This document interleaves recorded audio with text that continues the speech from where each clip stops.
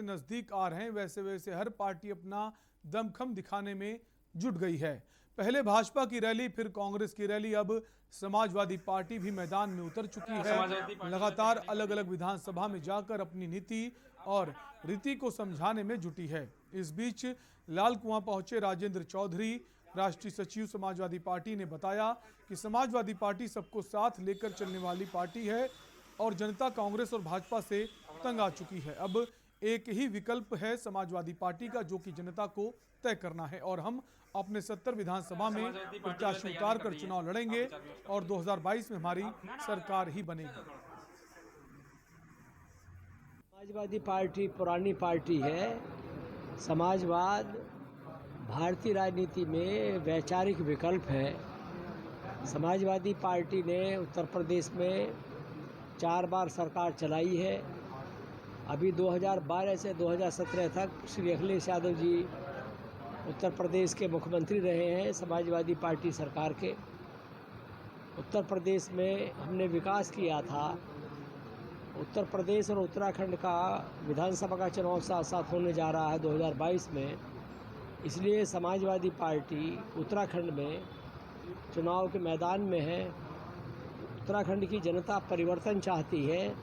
भाजपा ने उत्तराखंड की जनता के साथ धोखा किया है। खबर देहरादून से है, जहां आम आदमी पार्टी के प्रदेश प्रवक्ता नवीन त्रिशाली ने प्रेस कॉन्फ्रेंस कर सरकार पर हमला बोला है। आपने राज्य में 4 धाम यात्रा शुरू न कराने को लेकर सरकार को आड़े हाथों लिया। आपने कहा बीजेपी और कांग्रेस की यात्राएं जोर शोर पर हैं, लेकिन बीजेपी सरकार द्वारा 4 धाम यात्रा पर रोक लगाई गई है। आपने बीजेपी सरकार की सोच को निकम्मा बताते हुए कहा कि 4 धाम यात्रा शुरू न होने से स्थानीय निवासियों को बुरी आर्थिक स्थिति से गुजरना पड़ रहा है। तकरीबन 10 लाख लोगों का व्यापार 4 धाम यात्रा बंद होने से ठप पड़ा है। इस दौरान देवस्थानम बोर्ड को लेकर सरकार पर जमकर हमला बोला।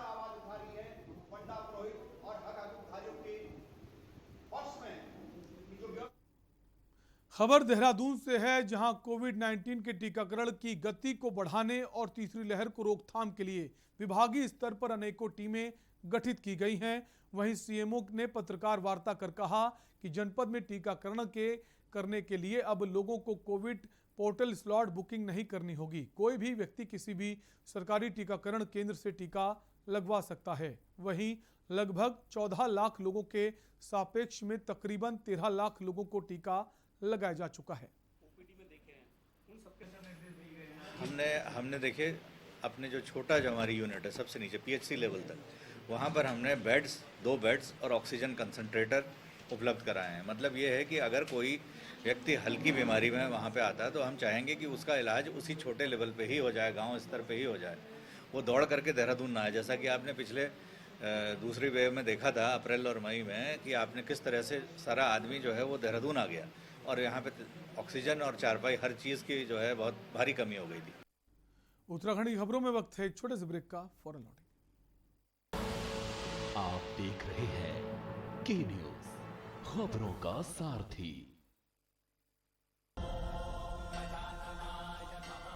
दस सितंबर को गणेश चतुर्थी है। इस दिन भगवान श्री गणेश हमारे घर पधारते हैं। इस साल हम सभी दिल्ली वासी मिलकर एक साथ गणेश चतुर्थी मनाएंगे। गणेश चतुर्थी के शुभ अवसर पर शाम 7 बजे से दिल्ली सरकार पूजन और आरती का भव्य आयोजन कर रही है। भगवान श्री गणेश जी के पूजन कार्यक्रम में अपने सभी मंत्रियों के साथ माननीय मुख्यमंत्री अरविंद केजरीवाल जी भी शामिल होंगे। पूजन कार्यक्रम का टीवी चैनल्स पर भी लाइव टेलीकास्ट होगा, ताकि आप सभी अपने परिवार के साथ इस पूजन का हिस्सा बन सकें। इस बार हम सब मिलकर भगवान श्री गणेश जी की पूजा अर्चना करेंगे। विघ्नहर्ता भगवान गणपति हम सभी को अपना आशीर्वाद देंगे और सबकी मनोकामनाएं पूरी करेंगे।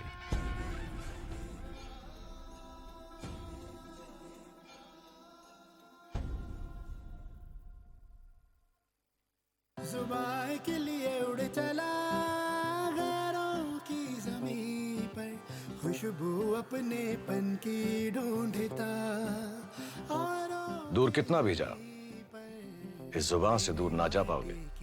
विमल, बोलो जुबां केसरी। आप देख रहे हैं के न्यूज, खबरों का सारथी। ब्रेक के बाद आपका स्वागत है। नगर पंचायत सभागार में उत्तराखंड निकाय अस्थायी कर्मचारी संघ की प्रदेश स्तरीय बैठक का आयोजन किया गया, जिसमें कर्मचारियों की कई समस्याओं पर विचार विमर्श किया गया। बैठक में तमाम वक्ताओं ने कर्मचारियों की नियमितीकरण की मांग भी उठाई। बैठक में वक्ताओं ने कहा, अस्थायी कर्मचारियों की मांगों की लगातार अनदेखी की जा रही है। विभिन्न विभागों में नियमितीकरण का कार्य चल रहा है, लेकिन नगर निकायों में पूर्व से ही नियमित कर्मचारी कम हैं। अस्थायी कर्मचारियों से कार्य लिया जा रहा है। मुद्दा, आप सबको मेरा नमस्कार। सबसे पहले तो मुद्दा ये है कि हम लोग कोई 2002 से, कोई 2008 से, कोई 2005 से, कोई इससे पहले से भी नगर निकाय में कार्यरत हैं। कुछ संविदा में कार्यरत हैं, कुछ आउटसोर्स में हैं, कुछ उपनल के माध्यम से हैं और भी कई तरीके के दैनिक वेतन से कार्यरत हैं।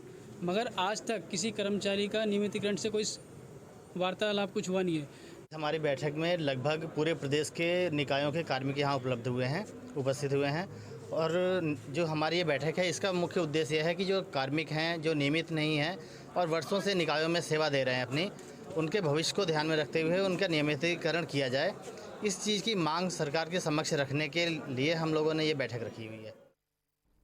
पतंजलि योग पीठ ने हरिद्वार के किसानों को ऑर्गेनिक खेती के साथ साथ उनकी आय बढ़ाने पर काम शुरू कर दिया है। पतंजलि योग पीठ के महामंत्री आचार्य बालकृष्ण ने हरिद्वार के लाल ढांग का दौरा किया। उनके साथ पहुंचे कृषि विशेषज्ञों ने कृषि भूमि का निरीक्षण भी किया। इस दौरान आचार्य बालकृष्ण ने किसानों के साथ संवाद कर उन्हें पतंजलि योग पीठ की तरफ से हर संभव मदद का भरोसा दिलाया। उन्होंने कहा कि पतंजलि द्वारा लाल ढांग क्षेत्र के किसानों को ऑर्गेनिक खेती के साथ साथ आधुनिक खेती के गुर सिखाए जाएंगे। किसानों की उपज का उचित मूल्य दिलाने पर भी काम किया जाएगा। साथ ही बताया कि यहाँ की जनजाति समुदाय के लोगों के विकास के लिए भी सरकार की कल्याणकारी योजनाओं का लाभ दिलाया जाएगा। ये रिपोर्ट देखिए।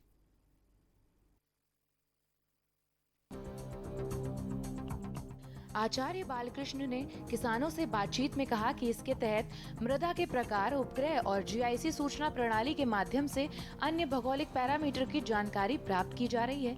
उन्होंने बताया कि किसानों को ऑर्गेनिक खेती के गुर सिखाए जाएंगे, जिससे कम लागत से अधिक पैदावार करने के साथ ही ऑर्गेनिक खेती भी की जा सकेगी। इसके लिए पंचायत का ड्रोन से सर्वे और मैपिंग भी की जा रही है। हमारी इच्छा थी इधर लाल ढांग के क्षेत्र में यहाँ के ग्रामीण भाइयों से मिले, उनसे बात करें। आज मैं यहाँ पर आया, मुझे अच्छा लगा।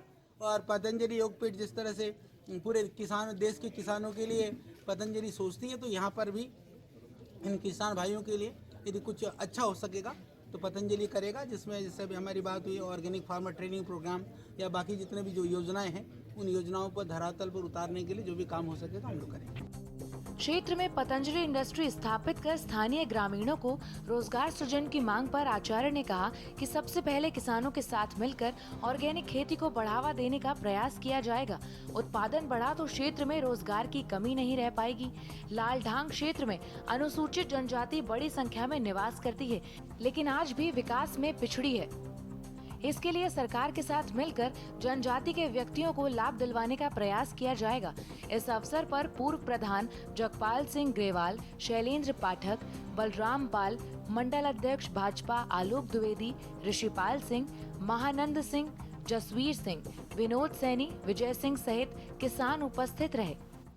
जनजाति जो भाई हैं, जनजाति जो समूह है, उसके लिए भी जो सरकार की योजनाएं हैं, उन योजनाओं में बहुत सारी चीज़ें ऐसी हैं जो धरातल तक अभी तक पहुंची नहीं है। उन योजनाओं को देख करके उसके ऊपर हम पूरा रिपोर्ट तैयार करके ये प्रयास करेंगे कि पूरी तरह से जो उनका जो अधिकार है, उनका जो हक है, उनके लिए जो काम होना चाहिए उनको प्राप्त हो। सभी गाँव वासियों को देखिए एक ही है कि सबकी इच्छा यही है कि गाँव का विकास हो, गाँव के जो भी उत्पाद जो भी हम पैदा करते हैं उसका मूल्य मिले और जो विषमताएं, कठिनताएं, जटिलताएं वो दूर हो। सभी अपने अपने शब्दों में बात रखते, बात इतनी है कि जिंदगी में थोड़ी सी खुशहाली आ जाए, तो उसके लिए जो हो सकेगा हम करें। पतंजलि योगपीठ के महामंत्री आचार्य बालकृष्ण ने हरिद्वार के लाल ढांग का दौरा कर कृषि विशेषज्ञों के साथ कृषि निरीक्षण किया। इस दौरान आचार्य बालकृष्ण ने किसानों के साथ संवाद कर उन्हें पतंजलि योग पीठ की तरफ से हर संभव मदद का भरोसा भी दिलाया। पतंजलि द्वारा लालढांग क्षेत्र के किसानों को ऑर्गेनिक खेती के साथ साथ आधुनिक खेती के गुर सिखाए जाएंगे, जिसके बाद निश्चित तौर पर किसानों के दिन बहुरेंगे। अब देखना ये है कि किसान इसका कितना लाभ ले सकते हैं। स्पेशल डेस्क के न्यूज़ इंडिया।